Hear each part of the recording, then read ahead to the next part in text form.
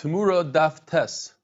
Brand new Mishnah. The Mishnah says in Hilchos Temurah, you could do Temurah, meaning you could take animal A and say that animal B is instead of animal A. That's Issa Deiraisa. So it doesn't matter if animal A is a sheep or a goat and animal B is a cow, or vice versa. It doesn't matter if animal A is a male and animal B is a female.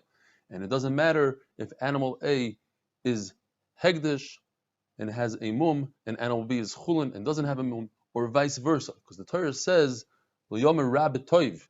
And according to everybody, the second Toiv is extra. To teach us that even if you take a very healthy animal and you try to replace a blemished Hegdish animal, you're trying to do good, it's still a Isser Deiraisa. Machlokes Abai and Rava, if the second Toiv is also extra, Rava says the second Toiv is extra to teach us that you can't even do Temurah good with good, an unblemished animal to unblemished animal. Abai says we don't need an extra Toiv. I can learn this with a Kal V'chomer. Now Abai says it's not really a Kal V'chomer, because it's a Kal V'chomer. I can't punish somebody based on a Kal V'chomer. It's a Gilui Milsa. It tells us that the Torah, when the Torah says that somebody replaced a unhealthy animal with a healthy animal, that's how people typically do it.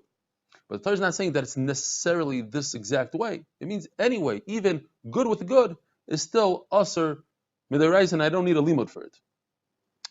In the Torah it says, Lo yachlifenu v'lo yomer. Lo yachlifenu means do not trade, and you trade with another person, you don't trade with yourself. So it means if you are looking at your friend's animal that's kachim, and that friend says, anybody could take my kachim and use it as a sample to do Temurah, if your friend says that, then your animal becomes Temurah.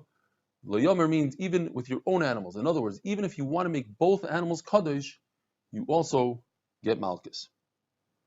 The Mishnah says, according to Chachamim, you could take one animal and make it Temurah on 100 animals. And you could take 100 animals and make them Temurah on one animal. It says in the pasuk, behema bebehema. It also says behema rabba. Behema rabba means many animals. The word behema can mean many. Rabbi Shimon says no. It says who? It's specifically 1 to 1. One animal could do Temurah to one animal. Behema rabba, if it says rabba after behema, means many animals. But if it says behema by itself, it only means one. Now this is machlokes Rabbi Yochanan and Rish Lakish. If you have one animal, animal A, it's the subject of Temurah. You said animal B should be instead of animal A. According to Rish Lakish, I could do that over and over and over. I just can't use animal A and do two Temurahs simultaneously, but I could do it one after the other. According to Rabbi Yochanan, once I use animal A as my subject, I can no longer use that animal as a subject for other animals. Based on that, there's a whole Amud Beis. Ravan asks a series of 3 questions according to one Lashon in the Gemara, or according to Yerushalmi, 2 questions. Those 3 questions are also in the same exact question with a little bit of a twist. The question goes as follows. According to Rabbi Yochanan, they could only use an animal to do Temurah once, and that's it. What happens if that animal changes status? It starts off as an asham, and you did Temurah to that asham. According to Rabbi Yochanan, that's it. That animal is done. But then the animal got lost, and you got a kapara with another animal. And then you found the original animal. The original animal now turns from an asham into an oila. Can the oila also have one more shot at doing Temurah? And if you'll say no, what about if the animal turned into a second animal? In other words, it had a mum, first animal had a mum, you redeemed it and created a second asham with animal B that looks very different than animal A, as you see in the picture. Animal B, its whole Gedushas asham comes from animal A. B comes from A. Can you do Temurah on animal B? The question is, since it comes from animal A, maybe you can't do Temurah, but maybe it's its own body, you could do Temurah.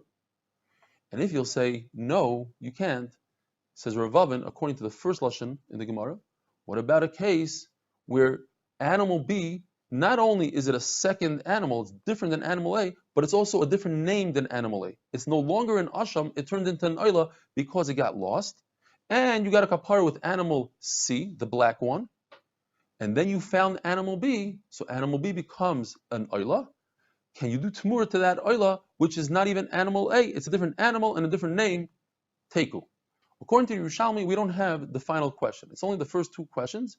It's if you say on the first question that it doesn't work, what about the second question? Because the second question is stronger than the first. Now, if we take all these questions and we say, instead of saying that it became Temurah, we say there's a halacha that when you redeem an animal, the original animal, you have to add a chaimish. You have to add 20% milagav, or 25% as we call it today. So if an animal is worth $100, you have to give Hegdish $125 for redeeming it.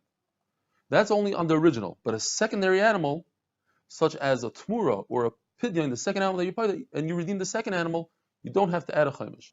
So in that, Rav asked his questions: what happens if the second animal turned into an oila, and then you redeem the oila? Do you have to add 25%? What happens if animal B is different? Not that animal A turned into an oila, but animal A turned into animal B, and then it's two gufim. Does two gufim need a chaimish? The same exact questions as the original sugya. Have a wonderful day.